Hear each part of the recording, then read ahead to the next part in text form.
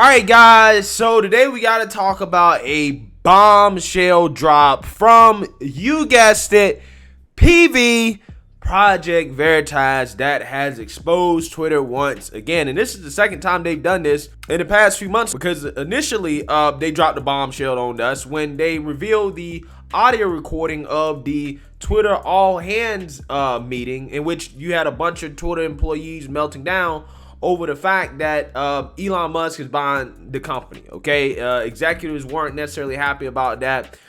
People on the ground weren't necessarily happy about that. Managers, staffers, the whole company was not happy about Elon Musk buying them. Okay, and in this new Project Veritas drop, we're gonna see exactly why these employees are not happy about Elon Musk buying the company, because it seems that Elon Musk is actually going to turn Twitter into a business. Okay, because according to this senior engineer who was interviewed, okay, in this video, it sounds like Twitter, as it's operating right now, is not very efficient. Okay, it is a communist dream world, right? According to that guy, okay, that this company has some very left leanings, something that we've all known about Twitter for a long time. Okay, it's not hard to figure out that Twitter has a left-wing bias, even though they deny it, right? They deny it. They don't have a left-wing bias. Okay, they're politically neutral, right?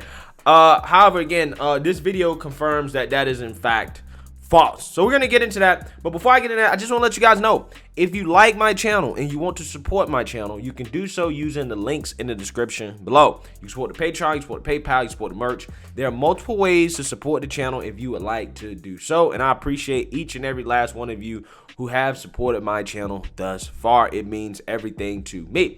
So without further ado, let's go ahead and get into this video that reveals this top engineer at Twitter telling us what we all knew about Twitter, their communist / leftist leanings, and free speech. Take a look.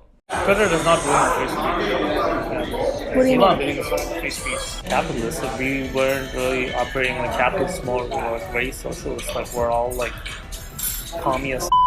Ideologically, it does not make sense, like, because we're actually censoring the right, not the left. Because everyone on the right wing will be like, bro, it's okay to say, just gotta tolerate it.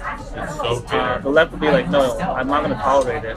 I need it censored, or else I'm not gonna be on the platform. So it does serve the right. It's true, there is a bias. I don't know if the two parties can truly coexist on one platform. What do your colleagues say about it? Like, They hate it. Oh my god, I'm at least like okay with it, but some of my colleagues are like super left. what do they say? They're like, this will be my last day if it happens. So, Has much changed since like Elon's coming out? a lot has changed. A lot has changed. We're all like worried for our jobs. Why are you guys so worried? You know, our jobs are at stake. He's like, I started working for Twitter and became left.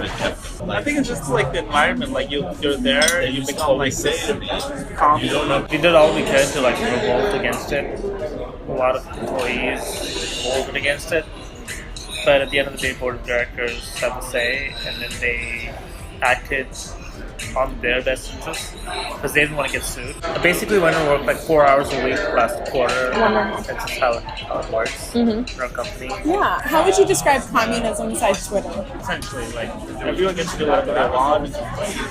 No one really cares about like OpEx. Like capitalists will care about numbers, will care about like how to make the business more efficient. But in Twitter, it's like mental health is everything. Like if you're not feeling it, you can take a few days off. People take months off, they'll come back, but you always like do your best at any time, and that's the culture. And you know, we'll run the business as much as possible. Capitalists would be like, you gotta generate profits or you're out. A lot of people look at survival. Yeah, so after seeing that video, I know exactly why some of the Twitter employees, or a lot of Twitter employees, hate the fact that Elon Musk is buying the company, right? Because he's actually going to turn Twitter into a business. Again, not a communist oasis that Twitter is right now. And they can't stand the fact that they're actually going to have to work hard. And I try to tell you guys, man, people don't be believing me when I tell you this. People think I'm exaggerating. People think I'm being overly simple when I say this. A lot of these people on the left don't like capitalism because they don't like to work hard, okay? If you don't like to work hard, work smart, and take risks, like this shirt right here that y'all can get at my website. If you don't like that, you're probably not going to like capitalism, okay? You're not going to like it, okay? Because it's going to be hard to be successful in a capitalist society if you don't want to do those things. And a lot of people on the left don't want to do those things. That's why they don't like capitalism, right? They love the benefits of capitalism, right? They love living in a capitalist society in which, you know, they have a better standard of living than everybody else.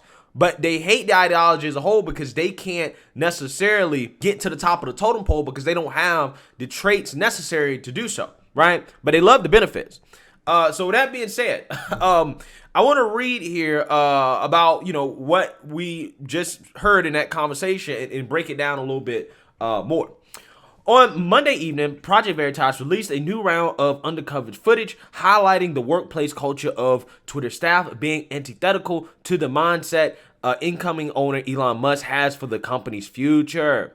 A senior engineer says Twitter routinely censors conservative viewpoints because right-wingers are willing to put up with it. Elsewhere, they say that left-wingers are leaving because right-wingers feel safe to come back since they see Elon Musk as a leader that represents their interests. All right, so that's interesting, right? This guy obviously has more insight than I do in regards to, you know, who's leaving Twitter, who's come back on Twitter or whatever. But I think he has a point to a certain extent that, you know, right-wingers are willing to put up with it because we want to be a part of the conversation, right? And Twitter, to me, you know, I would have left Twitter, right, in response to them banning conservatives. But the reason why I did it is because Twitter is how I keep up with the news. Right, it's how I keep up with what's being said on the left, is what's being said on the right.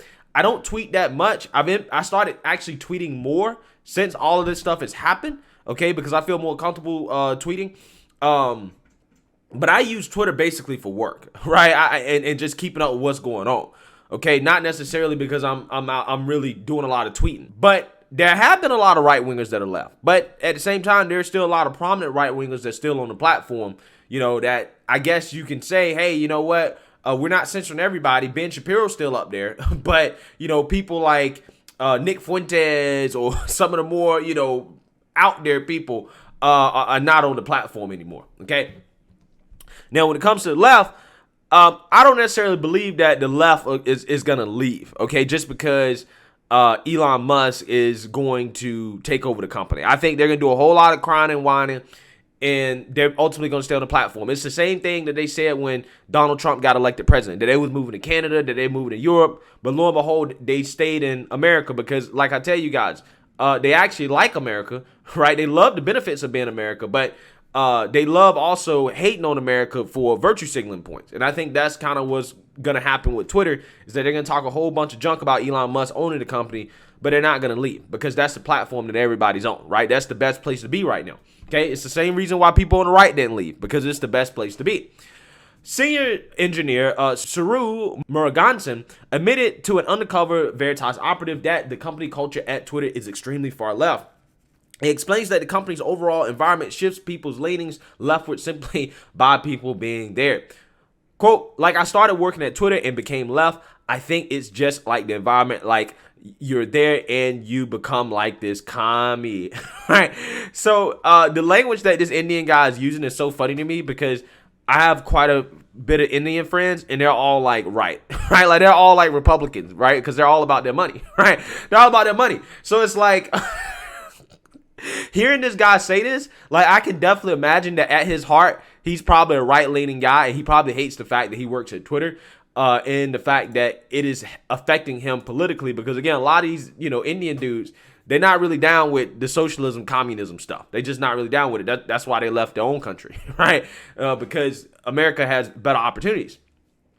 He believes that left-wingers and right-wingers can't coexist on Twitter and that the company's censorship routines are biased because right-wingers have endured, in contrast to left-wingers who threaten to leave if people they don't like are removed. Okay, so he's basically saying that if prominent right-wingers left the platform, then Twitter wouldn't censor, right? That's what he's saying. Okay, which could be true. I don't know. He could have a point with that. Twitter's transgender policies and how left-wing and right-wing viewpoints fundamentally differ on the matter is something that Murugan-san cites as a big example.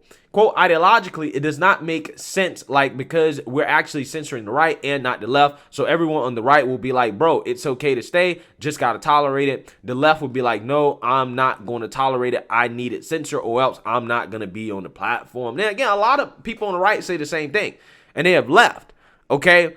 But again, I think it remains to be seen whether or not the left is actually going to do that, because they're saying that, but are they actually going to do that? Also, on top of that, it seems that Twitter is totally fine with people on the right leaving the platform, but they're scared to death of people on the left leaving the platform.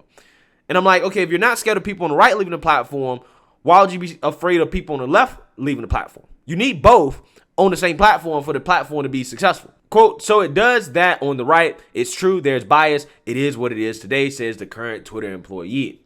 When it comes to the issue of free speech that first inspired Musk's purchase, Murugan-san flat out states Twitter does not believe in free speech. He also attests to how his co-workers hated Musk deriding to jump on board. Quote, they hate it. Oh my God. I'm at least like okay with it, but some of my colleagues are like super left. Yeah, they are. Right? They are. And they don't want to work hard under Elon Musk. They don't like his ideology. They don't like his worldview. They don't like any of that stuff. The undercover Veritas person asked what other employees have said. Quote, they're like, this would be my last day if this happens. Muruga-san responded. Muruga-san said, quote, a lot has changed since Elon Musk began the takeover process. He said employees were worried for their jobs because the billionaire capitalist runs his businesses differently from Twitter's socialist workplace culture. You know, our jobs are at stake and we aren't really operating as capitalists, but more like very socialist, like we're all commie as F. Yeah, because they don't want to work hard, right? They don't want to work. He also said that the previous management allowed people to take extended time off whenever they wanted. Essentially, like, everyone gets to do whatever they want. No one really cares about like operating expenses. Like capitalists, they care about numbers or care about how to make the business more efficient. But in Twitter, it's like mental health is everything. Like if you are not feeling it, you can take a few days off. People have taken months off, they will come back, but you always like do your best at any time, and that's the culture. And you know, we've run the business as much as possible, but at the same time, you know, like the profits weren't a lot. Yeah, which is what Elon Musk was alluding to, right? Elon Musk could instantly recognize that that company was not being run efficiently, and Jack Dorsey is probably the one that told him like, yo, we're not really running that business efficiently, right? We can make a whole lot more money if we actually really tighten things up. And I think that that's what Elon Musk wants to do. Okay. And I think that's also why he's in this dispute with Twitter to try to push down their buying price, basically calling them out on their BS when it comes to the bots on the platform, which we're about to read about here. He noted the pushback from staffers over Elon Musk's takeover of the company. We did all we could to like revolt against it. A lot of employees revolted against it, but at the end of the day, the board of directors have the say, and then they acted in the best interest because they didn't want to get sued. Facts. It's called fiduciary responsibility. Tensions flared between Musk and Twitter's current management last Friday after the billionaire claimed, quote, the temporary deal on hold pending details supporting calculation that fake spam accounts do indeed represent less than 5% of users. Then over the weekend, Twitter's legal department complained that Mr. Musk broke his NDA agreement with the company by revealing the bot check sample size is 100. Current Twitter CEO Parag Agrawal formally responded to Musk's statements on Monday via a Twitter thread where he elaborated on the company's internal processes for determining the platform's population of spam/bot users. Elon responded to Parag's statement with a poop emoji. So basically, Parag says, unfortunately, we don't believe that this specific estimation can be performed externally, given the critical need to use both public and private information, which we can't share externally. It's not even possible to know which accounts are counted as MDAUs on any given day. And Elon Musk's response to that was a poop emoji, right? Basically saying, you BSing, bro. Quote, so how do advertisers know what they're getting for their money? This is fundamental to the financial health of Twitter, Musk said in a follow-up remark. Yeah, that's a good question. How do advertisers know they're getting a return on investment, right? They probably don't. They're probably just throwing money at the platform and not really caring about what they get out of it. Over the past week, Musk publicly promised he'll lift Twitter's permanent suspension against former President Trump as soon as the deal closes. Jack Dorsey also put to rest speculations about Musk reinstating him as CEO. Monday's release from Project Veritas confirms Elon Musk previously stated suspicions about ideological bias among Twitter employees. Even when the billionaire's interest in the platform first began with stock purchases, Twitter staff expressed vocal outrage, and it radicalized a manager of their engineering department. The outrage cycle repeated itself after Elon Musk outright bought Twitter completely. It wasn't just a public outrage either. There were staffers who privately fumed. This marks the second time that Veritas has released something about Twitter since Elon Musk's takeover of the platform back in April. Company insiders leaked an audio recording of Twitter's company-wide meeting that was held immediately following the announcement Elon Musk secured a buyout deal. All right, so with that being said, again, is anybody surprised about what this guy revealed about what's going on at Twitter? We all know that Twitter, again, is a communist dream world, okay? And that they're very, very, very left. They don't believe in free speech. And it was apparent from, again, the political bias they've showed in regards to their censorship policies.